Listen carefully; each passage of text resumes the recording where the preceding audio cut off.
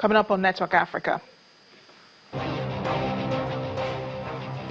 At least 60 people die in floods and mudslides in South Africa.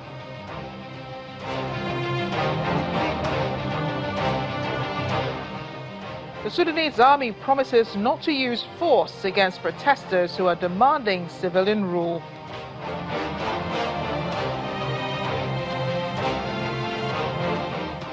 And Egyptian voters back constitutional changes that could allow President Abdel Fattah al-Sisi to stay in power until 2030.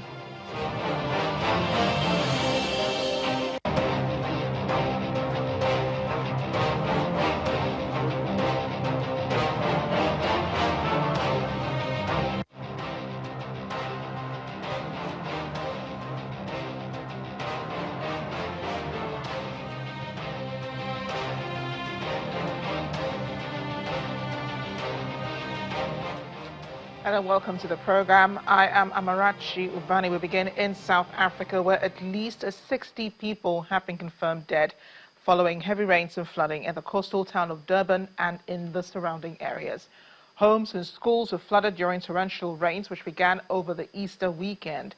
Reports say a number of bodies were discovered under the rubble when rescue operations got underway on Tuesday night.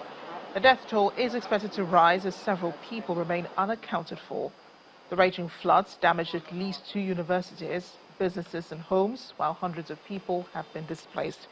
South Africa's President Cyril Ramaphosa has been visiting families who lost their loved ones. He's also laid a wreath at a place where 8 family members died due to the mudslides.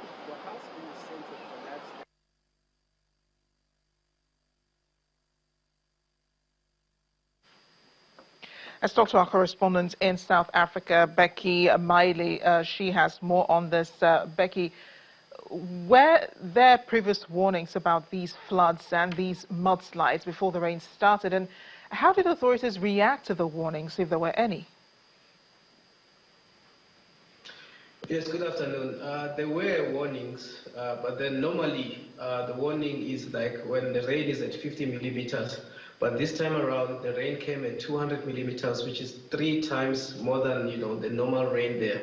So there were warnings, and people were told, to be cautious, the rain is coming and everything. But they didn't know the magnitude of the rain that was coming. And then currently, the authorities have responded. They put people in temporary shelters. They gave people like some disaster packages, warm blankets, some clothes, some food donations, and some counseling for the people that have lost their loved ones during this disaster. And also emergency numbers have been put up for people who have lost their relatives. We're still searching, because there are people who are still searching for their relatives as we speak. And yeah, they've really stepped up the rescue efforts as well. Yeah, what a terrible incident in Durban and in the surrounding KwaZulu-Natal areas. As you mentioned, the bodies still unaccounted for. But the president has been visiting the affected areas. He's also offered his condolences. But this is very little compared to, what should have been done before.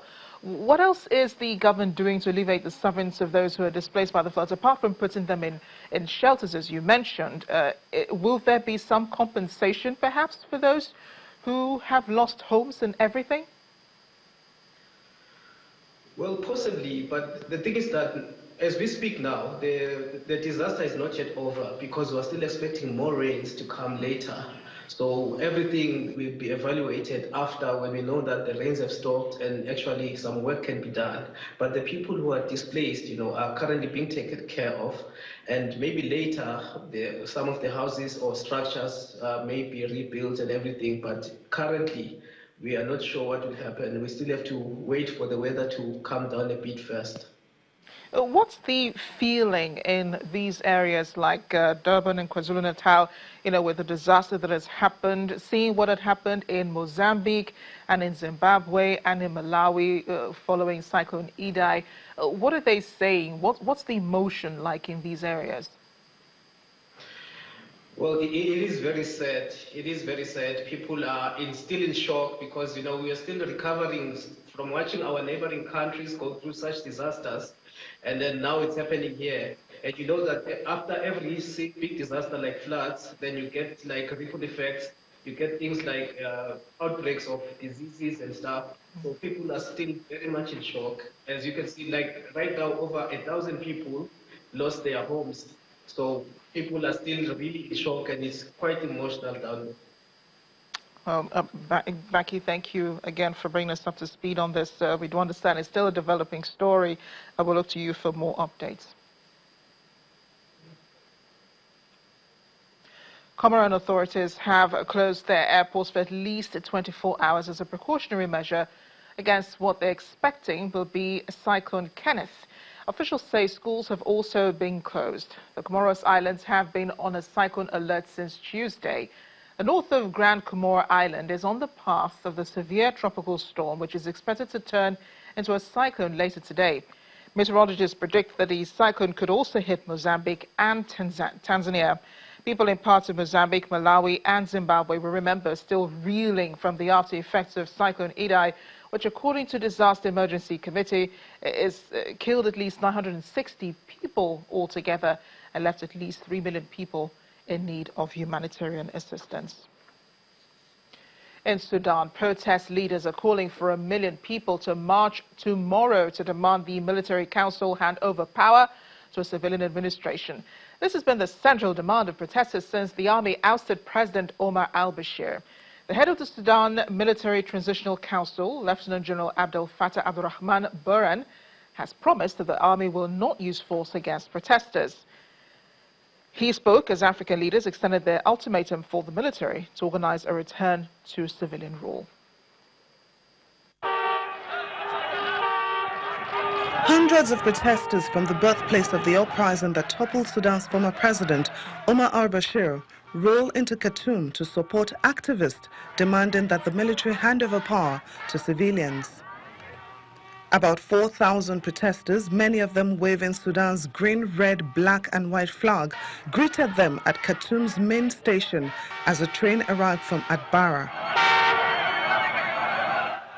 Demonstrators began a sit-in outside the Defense Ministry compound on April 6, 5 days before the military announced Bashir's removal. It has continued as protesters push for a swift handover to civilian rule, and the number of demonstrators has swelled in recent days.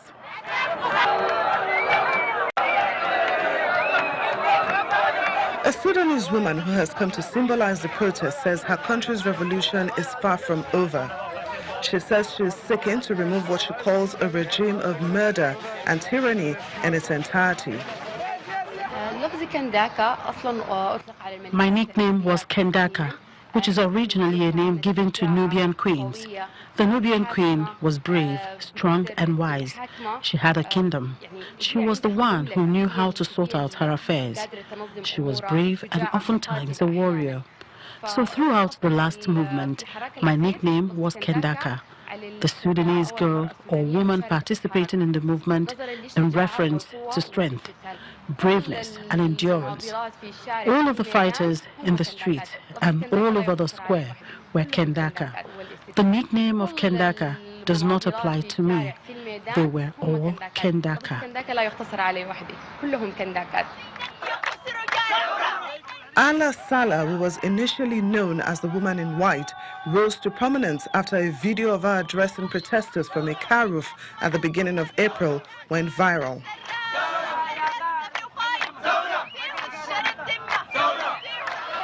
Women have played a prominent role in protests that began on December 19, often forming a majority among demonstrators.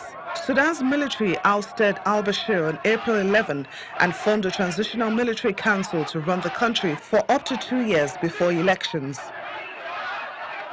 The former leader and some other former senior officials have been jailed, and the military council has announced a series of anti-corruption measures, but protesters are pushing for faster, deeper change.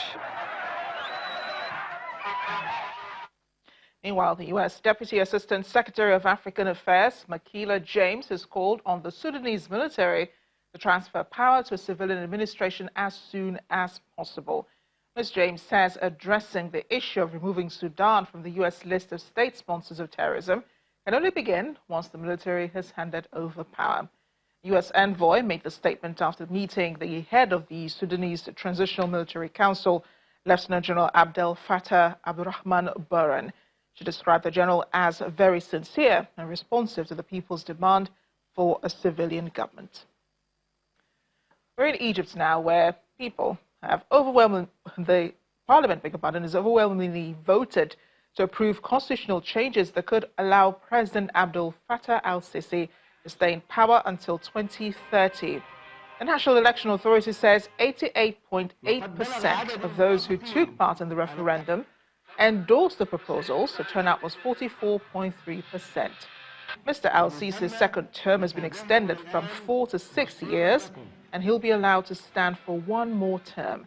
The changes also gave him power over the judiciary, further enshrine the military's role in politics.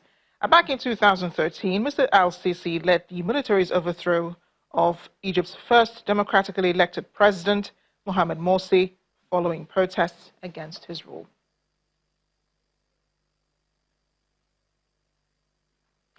Joining us now is African Affairs analyst Alester Wilcox, who joins us on the program now to examine this issue. Mr. Wilcox, thank you for making time to be with us today.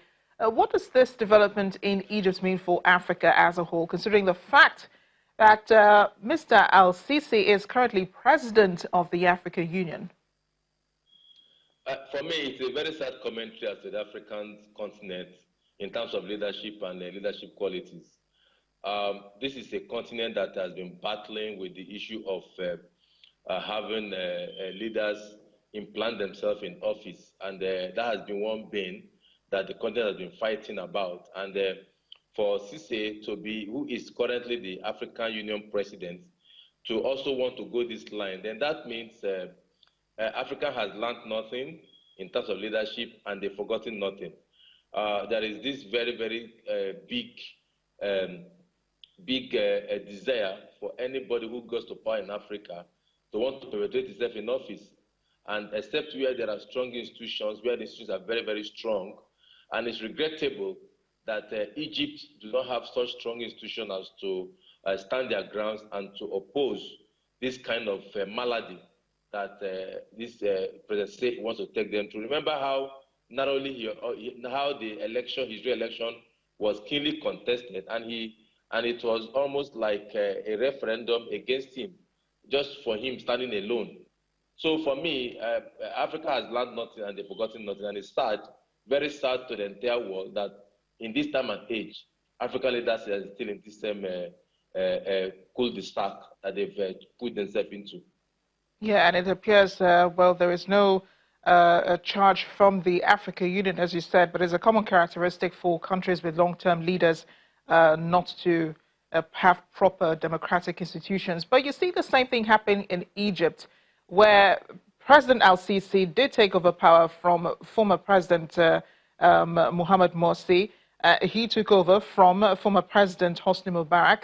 Do you see them going round in circles here concerning, the government? Because the purpose is to not have leaders stay too long in power. As you said, yes. Egypt has learned nothing, yes, neither has Africa. Yes, as a matter of fact, one would not have expected that a Morsi will rise up in Egypt and to come and to want to perpetuate himself in office. Remember, it was a popular uprising that dethroned Hosni Mubarak after spending about 30 years in power. A popular uprising that came up and dethroned him. And then when Morsi came on the scene after winning the first democratically elected administration, came on the scene, he was Islamic in nature, and the people also revolted against him. Sisi was the beneficiary of that revolt. And a man that is a beneficiary of a popular revolt should have been more circumspect with power, and knowing that power is transit, and that the people are always at the edge to have something new. So Sisi, as far as I'm concerned, Sisi is simply digging his own political grave. You can really suppress the people for a while, but you cannot suppress them forever. Look, Hosni Mubarak was able to suppress the people for about 30 years until they revolted. And when they revolted, it was difficult to hold them back. So I think Sisi will have learned a good lesson from that. And also the short-lived administration of Morsi. And it was also by reason of popular revolt. So if Sisi did not learn from these two experiences, and he's also towing this same line of perpetuity. Look, if you have first term, second term, For goodness sake, what else are you doing? You even extended the second term from 4 years to 6 years, and you still want to run for more. It is quite So controversial. Yeah, it is quite controversial, Mr. Wilcox. Thank you again. We appreciate your opinion on this issue. Thanks for joining us on Network Africa. Still to come on the program, Ethiopian authorities say China has cancelled the interest on all loans that were taken out before the end of last year. We'll learn more about it. Stay with us.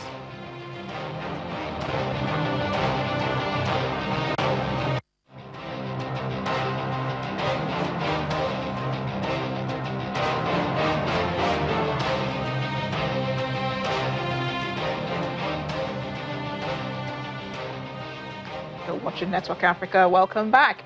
Here in Nigeria, the president has commissioned a number of projects executed by the Lagos state government during an official visit to the nation's commercial capital. President Muhammadu Buhari was received on arrival at the presidential wing of the Murtala Mohammed Airport, Lagos, by the state governor, Mr. Akiwumi Ambode, and the governors of some southwest states. As part of his itinerary, President Muhammadu Buhari commissioned the Lagos Arts Theatre at Oregun and the Ayinke House, an ultra-modern obstetrics and gynecology specialist hospital at the Lagos State University Teaching Hospital, LASUTH. Governor Ambode, who spoke at the event, explained the facility has been upgraded in order to address maternal child health and reduce infant mortality in the country. This new edifice is now a 170-bed facility with 5 surgical theaters.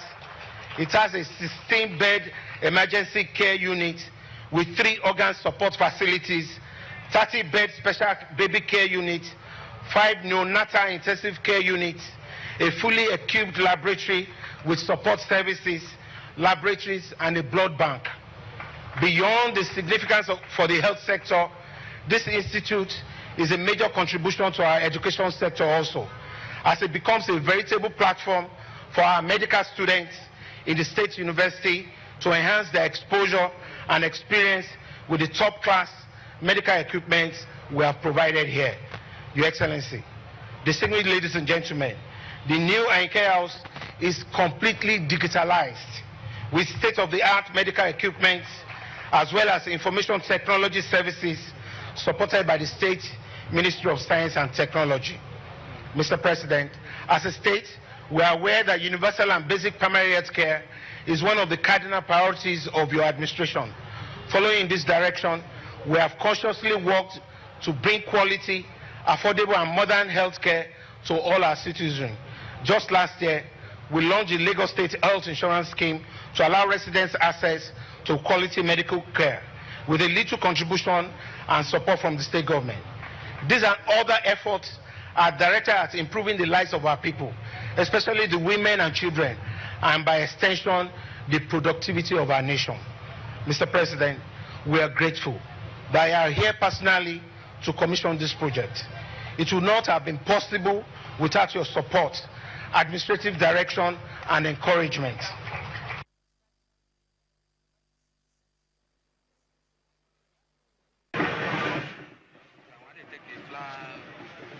And President Muhammadu Buhari has since returned to Abuja, the nation's capital, at the end of his visit. The good news continues in agriculture. A Nigerian farmer, Samson Obule, is promoting the use of aeroponics, a soilless technology that delivers nutrient mist directly to plant roots in urban indoor farms, eliminating the need to cultivate crops in soil. He's among an emerging group of farmers in parts of the world who are using indoor farming technology to grow crops. At a farm in Ogun State, southwestern Nigeria, suspended yams grow in a controlled greenhouse without using soil. The technology known as aeroponics helps deliver a nutrient-packed mist that is sprayed into plant roots instead of having plant roots standing in soil or water as with hydroponics. Samson Obole grows yams, tomatoes, and various vegetables on his farm. He is among an emerging group of farmers in parts of the world who are using indoor farming technology to grow crops. The greenhouse is divided into sections depending on the type of crop grown and uses aeroponic tables to supply nutrients sprayed onto plant roots. Needed a way that was attractive to the youth, that would bring in young ones into agriculture, and also a method that is climate smart, while also pushing for what we call urban agriculture, because you realize that there is a mass exodus of people from villages to the urban center. So we need to be able to also ensure that food production can also occur in urban center. To help reduce its dependence on oil, Africa's most populous country called for more participation in agriculture, which currently contributes about 40% to its gross domestic output. Aeroponics allows plant roots to receive more oxygen and grow faster, producing greater yield compared to conventional farming methods. As land becomes scarce and water supplies dwindle, environmentalists are looking for more sustainable ways to produce food. Urban farms make more produce available and provide jobs for entrepreneurs who want to farm in cities but don't have access to land. It costs them about $183,000 to set up the farm. Start-up cost is usually more than what is used for soil-based farming. However, considering the fact that soilless farming allows you to do just one-time capital investment, the running cost is way cheaper than running soil-based farming. Take, for instance, in soilless farming, you don't have to worry about weeding, you don't have to worry about use of herbicide, fungicide, and all of that, no insecticide usage. Much more than that, you have fewer people working on your farm compared to soil-based farming. The farm runs a 24-hour light and water system to maintain the mist. Each table can hold up to 121 plants. Ogbole and other farmers are embracing technological solutions to challenges like climate change and scarce land in an effort to find better ways to help feed Africa's largest population. Looking forward to when that becomes really popular. Curbing regional crimes in the West Africa sub-region, authorities in both Nigeria and Ghana are seeking collaborative measures to drastically bring an end to child trafficking, which is considered as societal ills. The Ghanaian High Commission to Nigeria, Alhaji Rashid Bawa, made this remark during an official visit to Cross River State. The Cross River State Controller of the Nigerian Immigration Services, Mr. Felix Uche, assured the visitors of better coexistence between Nigeria and Ghana. Experts from the two immigrations of Ghana and Nigeria will be meeting pretty soon, and they will come out with a roadmap in dealing with some of these issues that are currently taking place in Ghana in relation to cybercrime and prostitution. In course of the discussion, it came out clearly that there are cartels that are operating behind these cybercrime and prostitution. With regards to cybercrime and the prostitution that have been going on in Ghana, whereby some Nigerians have been spotted, all I have promised him that here in this command, we shall continue to live in harmony with all the Ghanaians and other ECOWAS citizens who are residing here, so long as they are residing here legally and they are doing their legitimate business. You are welcome.